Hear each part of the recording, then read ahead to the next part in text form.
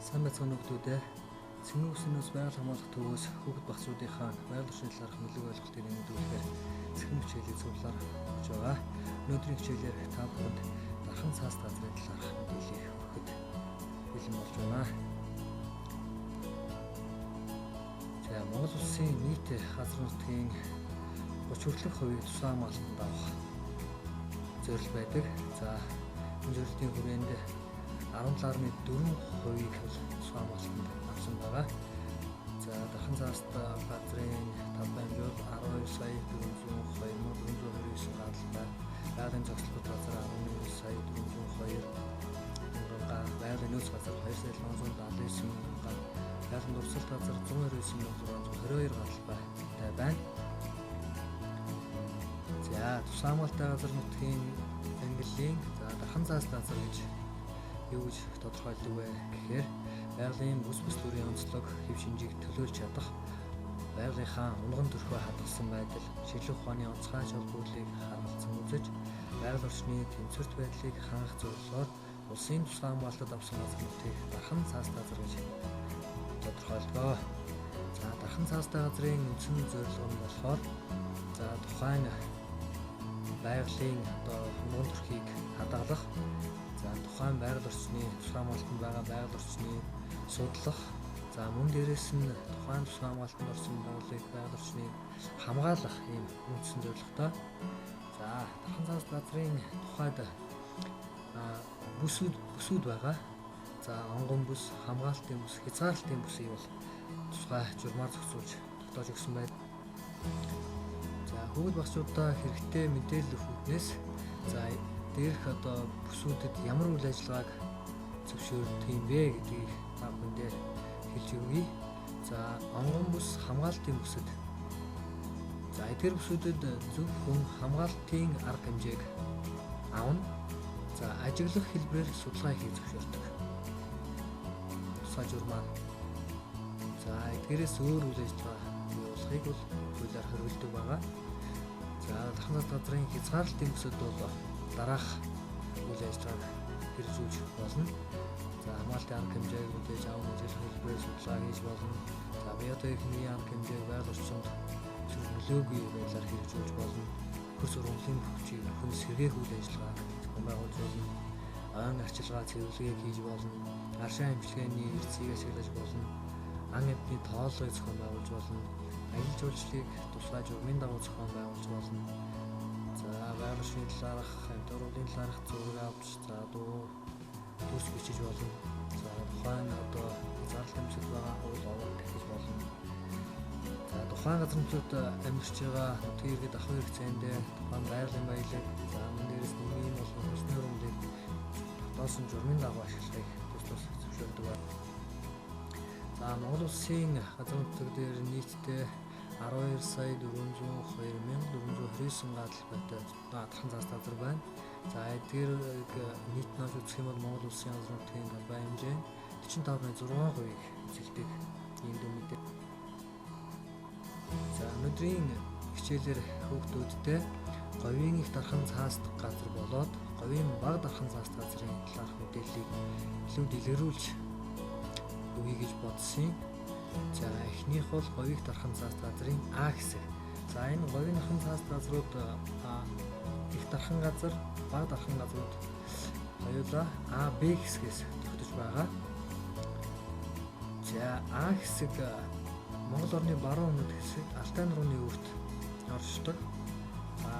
Нэлээд том газар талбайтай.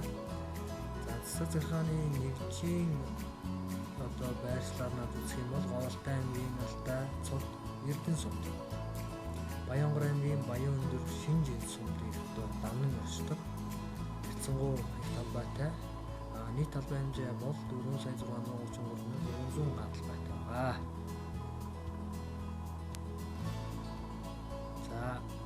Говийн их дархан цаас газрын Б хэсэг Ховд аймгийн Үнч, Алтай сумд, Говьалтай аймгийн Тонхил, Бууд сумыг дамнан оршдог. 927,112 га талбайтай. Ийм тусгай хамгаалтын захиалгатай хүүхдүүд та бүхэн мэдж байгаа. Дахин тал. Энд бол дэлхийг сэргээ нутагшуулсан ийм газар нутаг байгаа. За мөн хулан ихтэй хайцангуй их тархсан байдаг. За ингээд говийн их дархан заас газрын А, Б хэсгүүд бол хэсгүүдийн нийт талбай хэмжээ бол 5,560,340 га талбай байгаа. За дэлхийн нийт тусгамалтай газруудын талбай хэмжээ харьцуулахад Монгол улсын дархан заас газруудаас энэ говийн дархан заас газар маань 15 дугаар байрт орсон талбай хэмжээ. Ингээс үзэхэд хайцангуй одоо их талбайтай газар багтай гэж одоо ойлгож болно. За говийн их дархан заас газрын одоо газар нутгийн ерөнхий төлөв байдал гэх юм бол Төв Азийн говь зүйлийн өнөөдрийг хадгалсан. За эрт галын амтны өргөмж зөвлөлтөд Türkийн тусгал зүйлс илэрдэг. Төв Азийн их зүйлийн хойд хэсэг говь зүйлийн эмзэг экосистемийг хамгаалах зорилготой ийм тусгамалтай газар.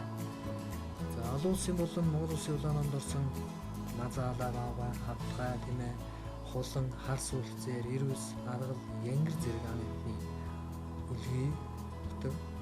За урандын тухайд Удраган, Дэрс, Шармууд, Гүйс, Харган, Цаг, Тоороо, Жиг, Хайлаас, Сухай, Хармаг, Гоёо, Бажун, Таан, за Зээргэн, Шарилж, Ортууд, Борлцоо гэдэг эдгээр уран бол зөвхөн хацтай.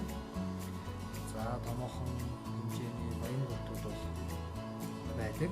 За эдгээр баян бүрдүүдээ шүтэж одоо ирэх хавар энэ аврагт бол за говийн ба дархан заас газар маань Өмнө Говь аймгийн Номгон, Баян, Хам богд сум, Дорн Говь аймгийн Хатан булаг сумын өмнөд хэсгийн Хилийн заагийн 1,830,429 га талбай одоо хэлж талбайд байгаа А, Б хэсэгтэй. За Монголын зөв өмнөд говийн үндсэн шинжийг энэ газар төлөвлөж чадна. Байгалийн өндөрлөгөөр хайцангуй сайн хадгалсан гэж тодорхойлдог. За байгалийн 2 мужийг төлөвлөдөг. За энэ бол Голбын говийн, Орцонгийн говийн өвөг нутгийг хамгаалж байршиж байгаа.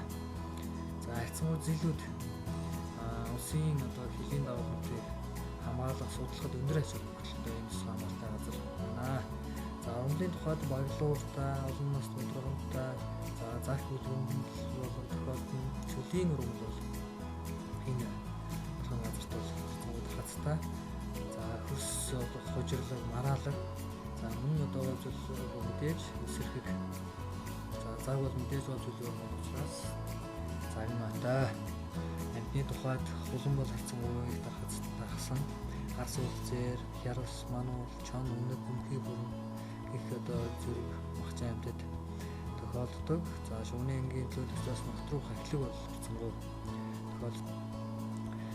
За та хүүхдүүд та бүхэндээ гэрийн даалгаврыг за өөрсдийнхөө ном сурах хүчгээс дараах дархан заас газруудын талаарх мэдээллийг олж судалж дэлгэрүүлж уншаарай. За энэ листээр бол нийтдээ 13 дархан заас газрын талбай хэмжээг оруулсан байгаа. Ингээд хүүхдүүд та бүхэндээ анхаарал хандуулсан баярлалаа. Өдрийн хичээлтэй холбоотой санал хүсвэл байх юм бол сэтгэл хөдлөж үлдээгээрэй. Баярлалаа.